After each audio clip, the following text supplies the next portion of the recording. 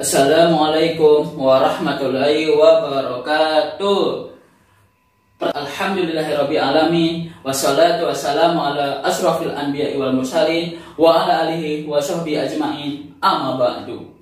Pertama, yang paling utama adalah marilah kita panjatkan puji syukur kita kehadirat Allah Subhanahu wa taala yang telah memberikan kita rahmat, taufik, hidayah serta inayahnya kepada kita sehingga kita dalam keadaan sehat walafiat.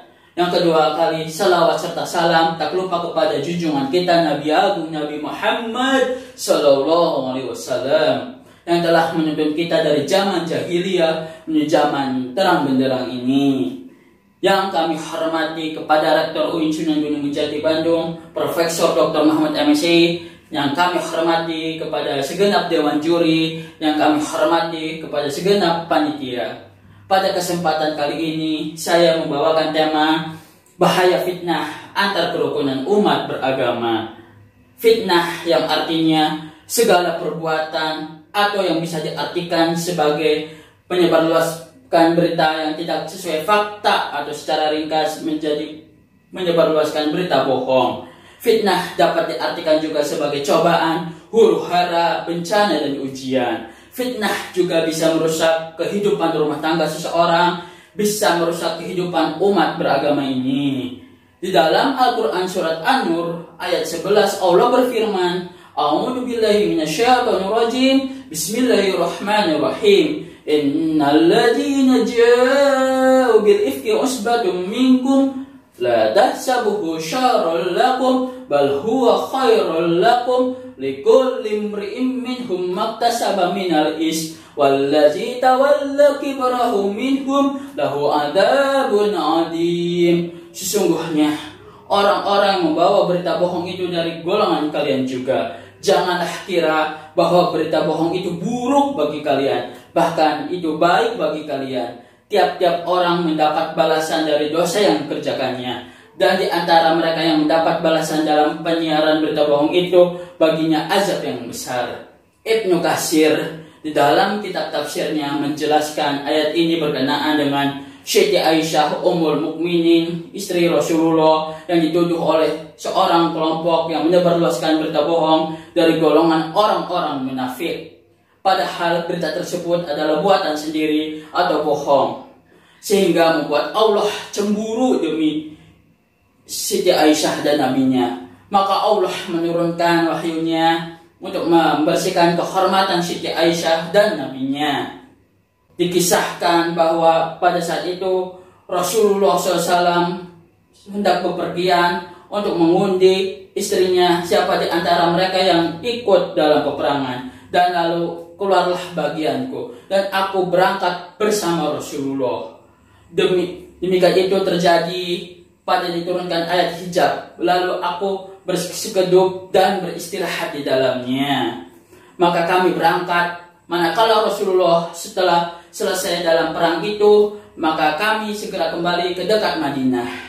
Pada malam, Rasulullah menyerukan kepada rombongan untuk segera berangkat. Dan seruan setelah dikumandangkan, aku bangkit dan berjalan menuju ke tempat pasukan tersebut. Setelah menunaikan hajatku, aku kembali ke sekedupku dan memegang dadaku. Ternyata kalung manikku telah terputus dan terjatuh. Aku kembali ke tempat buang hajat tadi dalam rangka mencari kalungku itu, sehingga aku terlambat karena mencarinya. Lalu datanglah rombongan yang membawaku dan sekedupku, lalu naikkan ke punggung untaku yang akan menjadi kendaraanku itu, sehingga kira bahwa aku ada di dalamnya. Aku menemukan kalungku ketika pasukan melanjutkan perjalanannya. Maka aku ke tempat mereka di situ, maka tidak ada seorang pun yang tertinggal. Maka aku ke tempat peristirahatanku itu dengan harap kaum kehilanganku. Dan ketika aku duduk di tempat hatanku itu, tiba-tiba mataku mengantuk dan aku pun akhirnya tertidur. Dan begitulah Sofwan beristirahat di belakang pasukan tersebut. Dan dia melanjutkan perjalanan di malam hari, dan dia ke tempatku berada, dan dia melihat sosok manusia yang tertidur pulas dalam keadaan malam. Dia mendatangiku, dia mengenaliku, dia melihatku, karena sebelum dia melihatku, sebelumnya diturunkan ayat tentang hijab, aku terbangun karena ucapan istirjannya.